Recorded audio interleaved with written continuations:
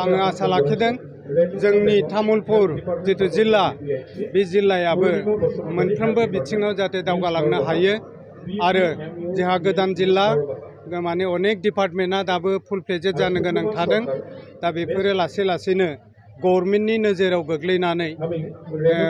जालांगोन होननानै दिनैनि उदांस्रि सान फालिनाय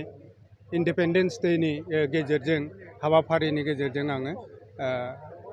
आसा लाखिबाय आरो बयखौबो नोंथांमोनखौबो साংবাদিक लोगोफोर बयखौबो साबायखर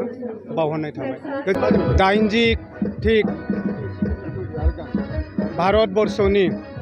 जोंनि देशनि स्वाधीनता दिवस उदांस्रि सान बे उदांस्रि सानखौ तामुलपुर माने जिल्ला खुंथाया नैबाव खुंदों आं गाहाय आलासि चिफ गेस्ट हिसाबै बाव आंखौ माने लिंदों सरकारा थिसनदों बे हिसाबै गुबुन गुबुन हाबाफारि मास पास बादिफोरा थांबाय फिरफिला बिरहोबाय दा हारिमु हाबाफारि सोलिगासिनो थादों मोनफ्रोमबो हाबाफारिया मोजाङै थांबाय